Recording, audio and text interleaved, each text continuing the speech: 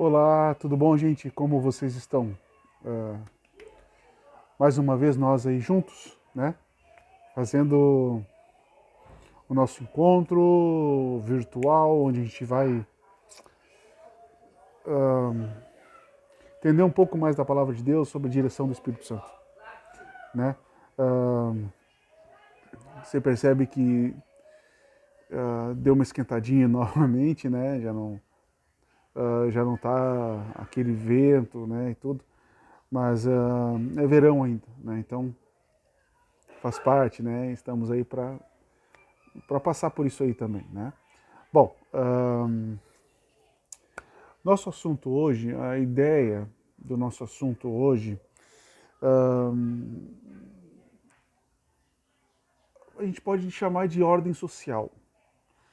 O que isso significa? O que é ordem social? É a mesma coisa que eu chegasse para você e perguntasse assim: você é um bom cidadão? Você é um cidadão brasileiro? Você é um bom cidadão? Né? Ahm, Basicamente, o que é ser um bom cidadão? O que é ser um cidadão, na verdade, né? Bom, a gente entende que cidadão é aquela pessoa que está naquele lugar e que ela tem tanto direitos quanto deveres, né? Então, eu por ser cidadão brasileiro, eu tenho direitos hum, que, que me garantem algumas coisas por ser cidadão brasileiro. E em outras partidas, eu tenho deveres por ser cidadão brasileiro aqui dentro do Brasil, né? Entende? Então, o cidadão ele tem seus deveres e tem seus direitos, né? Uh, o que a Bíblia, né? O que a palavra de Deus, o que a Escritura Sagrada pode contribuir para uma boa cidadania, né? Para que eu e você sejamos bons cidadãos, né? Para essa ordem, né? Social, viver em sociedade, né? O que a Bíblia pode trazer como orientação para isso? Bom, a gente precisa entender que a Bíblia é cheia de orientação para a formação de uma sociedade. Por quê? Uh, a Bíblia, a Bíblia ela tem os 5 primeiros livros escritos que a gente chama de Pentateuco, e esses livros eles foram escritos após 400 anos de escravidão. Tá? Veja bem, gerações e gerações sendo escravas num lugar. Né? O que eles aprendem? Né? A serem escravos. Então, tem gente que nasceu escravo e morreu escravo. Né? Tem gente que viu que é escravo naquele tempo e viu seu pai ser escravo, seu avô ser escravo. Ele não sabe viver de outra maneira. Né? Então chega a Deus e move a história para a libertação daquele povo, né? Através de um homem chamado Moisés. Bom, o que acontece?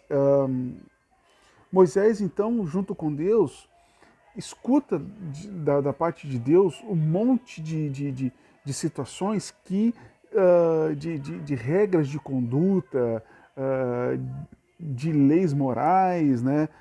De leis espirituais e sacerdotais e tal, mas com o intuito de fazer com que aquele povo agora aprenda a viver de uma forma livre, mas também de uma forma organizada, que haja uma ordem social ali, né? Então a Bíblia é repleta dessas ordenanças, repletas de como o povo tinha que viver agora como um povo livre, mas com ordem, né? Um, cada cidadão sendo um bom cidadão, certo? Bom, a gente vai perceber, por exemplo, uma das ordens, né? Em Êxodo, vai perceber que Moisés escreve para que se faça uma pia de bronze, né? E para que o sacerdote lave as mãos naquela pia, né? Uh, por que isso, né? Uma questão de higiene, né? Vai perceber também que como Deus lidava com alguém que tivesse alguma doença, por exemplo. Em Levíticos, Levíticos no capítulo 13, se eu não me engano. Deixa eu olhar aqui. No capítulo 13. Ali ele fala especificamente da lepra, né? Ele vai dizer o seguinte: olha, você, se tiver infectado, você vai precisar ser isolado, né? Para que isso não contamine o resto. Então você vai ficar isolado durante tanto tempo. Vai voltar, se você estiver limpo, você volta para o convívio social. Mas se você não estiver limpo ainda, você volta a isolamento, né? Percebe algumas coisas, algumas características que a gente está passando mais ou menos hoje, né? Mais especificamente alguns meses atrás, hein, né? Então, a diferença é que a Bíblia ela isolava, traz essa ideia de isolamento, de quarentena, daquele que tinha doença, né? Daquele que tinha o vírus, vamos dizer assim, né? Bom, muito bem. Mas por que isso, Diego? Por que essas ordenanças, né? Para que houvesse então essa ordem social, né? Para que não houvesse uma epidemia, entende? Então, a ideia é que a ordem social ela vai beneficiar a saúde, vai beneficiar a justiça, né? O bem-estar, entende? Do ambiente que a gente vive, né? E o que a Bíblia então fala sobre essas coisas, Diego? Quais são as instruções? A gente pode começar falando sobre sal e luz, né? Entendeu? Sede sal e luz do mundo, né? Ele está falando para quem? Para a igreja e para aquele que aceitou Jesus Cristo como seu Senhor e Salvador. Então, o meu papel como cristão, né, falando de cidadania, é ser sal e luz do mundo, né? Por que sal e luz? Combina o versículo, por exemplo, desse, né, de Mateus ser sal e luz do mundo, com o versículo de João, por exemplo, que ele vai dizer para andar e crer na luz, entende? A mesma palavra vai falar sobre uma questão de ser puro, irrepreensível, entende? Então, é tudo uma questão assim de como a gente se comporta, se mostra, né? Diante desse mundo, diante das coisas que acontecem, né, com a gente. Muito bem. O cristão, então, ele tem o dever de participar com todo o esforço naquilo que tende ao bem comum da sociedade que ele vive, entende? Justamente tentando ser esse sal, essa luz, aquilo que preserva o que é bom, aquilo que traz luz, né, para que as pessoas possam escolher e decidir as coisas na luz, né, traz clareza. A ideia de trazer luz é que não existe nada escondido, entende? Sinceridade, na verdade, né? Honestidade, né? O maior benefício que o cristão pode prestar ao meio em que vive, né, a sua sociedade, é anunciar o Evangelho, né? E não somente com as suas palavras, também com as suas palavras, né? Porque a fé ela vem pelo ouvir. Mas não somente pelas suas palavras, também com as suas ações, né? Então, se eu digo que conheço a Deus, as minhas ações precisam mostrar que isso é verdade, entende? Então, o bem-estar social e o estabelecimento da justiça entre os homens depende basicamente da regeneração pessoal de cada pessoa, né? E da prática dos princípios inegociáveis do Evangelho na vida individual e coletiva. É simples, né? Se eu aceito a obra da cruz na minha vida, eu vou tentar ser mais parecido com Cristo. Então, Cristo vai se desenvolver em mim e à medida que eu deixo Cristo se desenvolver em mim, eu tenho esses princípios inegociáveis administrando a minha vida, entende? Princípios de Deus. E se cada um fizer isso, imagina como fica a sociedade, né? Sabe o que é maluco? É que, por exemplo, a palavra vai dizer para a gente orar por oportunidades de testemunhar do Evangelho. E aí o desafio, né? Você tem orado, né, para que apareça oportunidades para que você testemunhe o Evangelho, a tempo e fora de tempo? Entende isso? Você tem orado para que quando aparecer essas oportunidades, você tenha coragem e ousadia o suficiente para testemunhar do Evangelho? Né? Buscando a justiça de Deus e apresentando para o homem, né, que ele precisa buscar a justiça de Deus. Né? Vocês lembram daquela passagem que Jesus alimentou a multidão?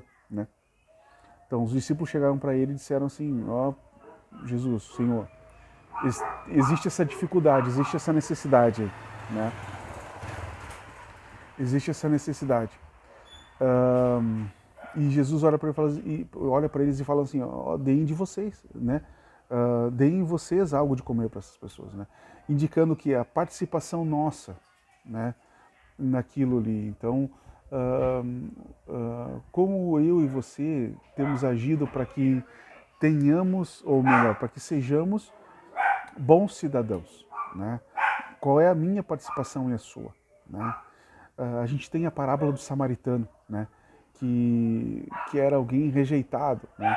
E ainda assim encontrou nos judeu o seu próximo e o ajudou, né?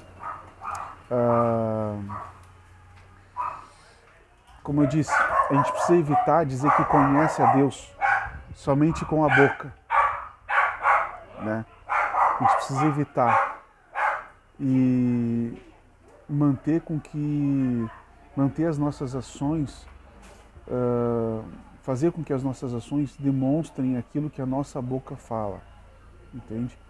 A gente vai ver isso em Mateus, Tito, Isaías. Todos os cristãos, como cristãos, devem entender, ou melhor, entender não, estender as mãos aos necessitados. Necessitados de quê, Diego? Necessitados de comida, de roupa, mas não somente disso, mas também de afeto, de abraço, de atenção, encorajamento, né? A Bíblia vai falar sobre estrangeiros, sobre órfãos, viúvas, as necessidades deles, mas também vai falar sobre fracos, oprimidos, né? Também vai falar sobre a importância e como a gente deve aprender a compartilhar as nossas coisas, né? Ou aquelas coisas que nós temos. Bom,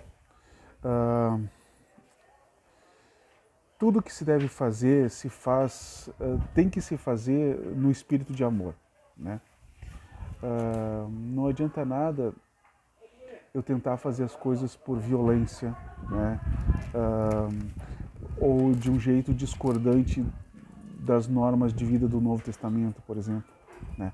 Tudo que eu for fazer, ou tudo que o cristão for fazer para ser um bom cidadão, tanto aqui no Brasil, né, no nosso caso, no mundo, né, mas também sendo cidadãos do reino de Deus, né, a gente precisa entender que precisamos fazer no espírito do amor, né.